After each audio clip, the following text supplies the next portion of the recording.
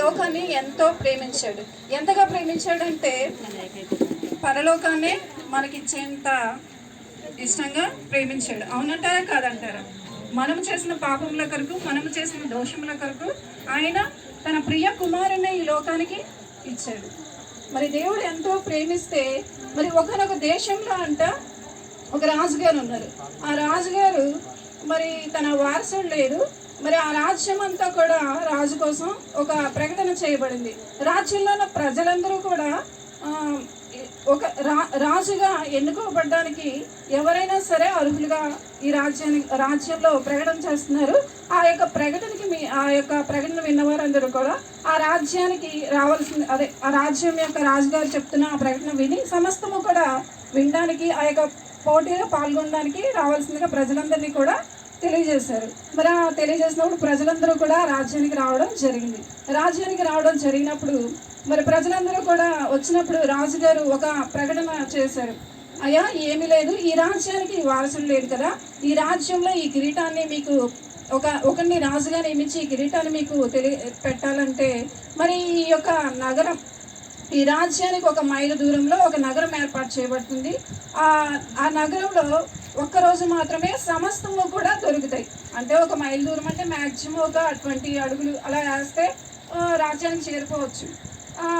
రాజుగారు అయితే ఒక షరతు చెప్తున్నారనమాట. ఆ రాజుగారు, ఈ రాజ్యానికి 1 మైలు దూరంలో ఒక నగరం ఏర్పాటు చేయబడుతుంది. ఆ నగరంలో మీకు కావాల్సినవన్నీ కూడా సమస్తము కూడా దొరుకుతాయని చెప్పి రాజుగారు చెప్పారు. ఆ యొక్క నగరంలో ఆ రోజంతా కూడా మీరు ఉండి దాని నుంచి ఎవరైతే మొదటిగా ఈ యొక్క రాజ్యానికి చేరుకుంటారో వారికి ఈ కిరీటం ఇవ్వబడుతుంది అని చెప్పి రాజుగారు ప్రకటన చేశారు. ఏముంది, మైలు దూరమే కదా, ఒక 20 అడుగులు వేస్తే వెళ్ళిపోవచ్చు అని చెప్పి అందరూ కూడా అనుకున్నారు. రాజుగారు ఏర్పాటు చేసిన ఆ నగరానికి అందరూ కూడా వెళ్ళారు. ఆ నగరం ఎలా ఉందంటే డబ్బు, బంగారం, తమకు కావలసిన సమస్త సుఖాలు అన్నీ కూడా అనుభవించడానికి అందరికీ కూడా అనువైన ప్లేస్గా ఉంది. అక్కడ దొరకందంటే ఏమీ లేదు. డబ్బు, బంగారం, మధువు, మాంసం సమస్తము కూడా అక్కడ సుఖము, సంతోషము సమస్తము కూడా రత్నరాశులతో సహా సమస్త భోగాలు కూడా అక్కడ దొరుకుతూ ఉన్నాయి. అక్కడ దొరుకుతూ ఉంటే మరి ప్రజలందరూ కూడా వారికి వచ్చిన గురి గమ్యాన్ని, ఈ రాజ్యానికి రాజు కావాల్సిన గురి గమ్యాన్ని వారు మర్చిపోయి ఆ రాజ్యంలో వారు ఆ సుఖ సంతోషాల్లో ఇంకొంచెం సేపు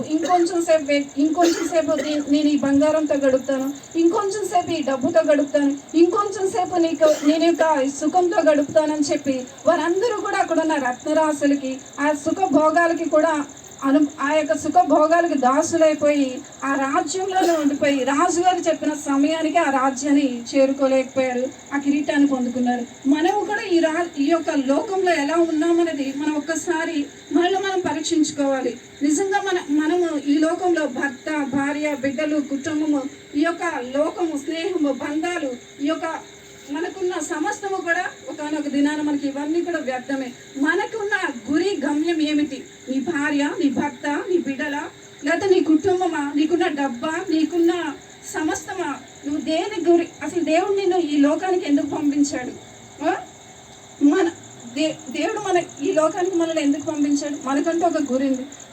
ఆయన ప్రియ కుమారుని ఈ లోకానికి పంపించి మన కొరకు, మన పాపముల కొరకు, నా దోషముల కొరకు ఆయన చనిపోయి తిరిగి లేచి ప్రియ కుమారుడుగా దేవుడు మనకి తన ప్రియ కుమారుని ఇచ్చినప్పుడు మరి మనం ఏం చేస్తున్నాం? నా భార్య, నా భర్త, నా బిడ్డలు, నా కుటుంబం అంటూ మనకున్న గురి గమ్యాన్ని ఒక్కసారి నీకున్న వాటన్నిటిని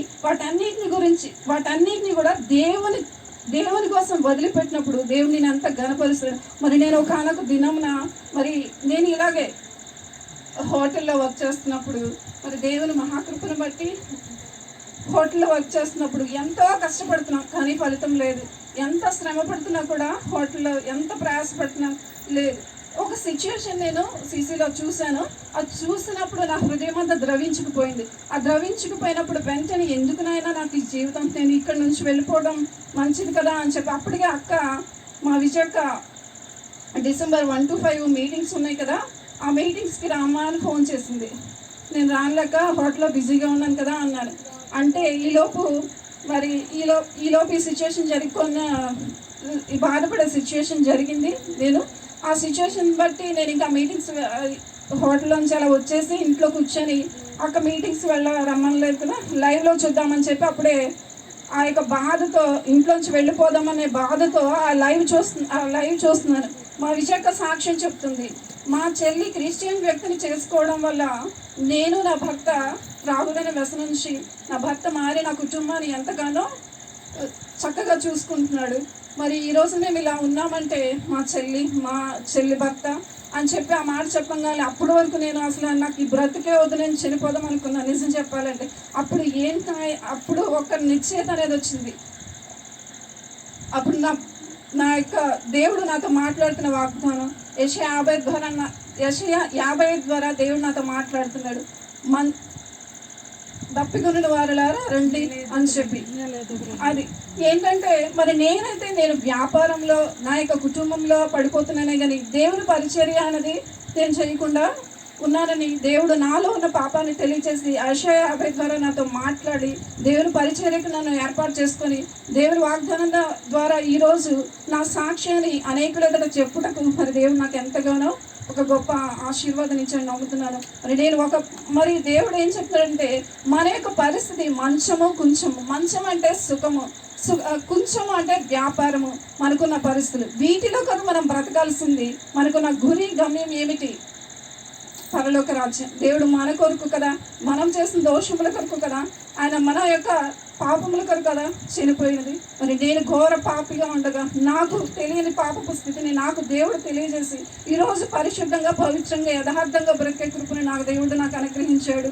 మరి నా యొక్క స్థితిని ఒక చిన్న మచ్చ పడితేనే ఒక క్లాత్ని కానీ దేన్నైనా అంగీకరించం. అవునంటారా కాదంటారా? మరి నా భర్త గురించి నేను ఎంత చెప్పినా కూడా తక్కువే అనిపించింది. నన్ను అంగీకరించి నన్ను నా కుటుంబాన్ని ఎంత శ్రేష్టంగా ప్రేమిస్తుంది నా భర్తకి నేను ఎంతగానో రుణపడి ఉన్నాను. నా భర్తని, బిడ్డని, కుటుంబాన్ని అందరినీ కూడా దేవుడు కాపాడాలని మీరు ప్రార్థించండి. మరి దేవుని పరిచయంలో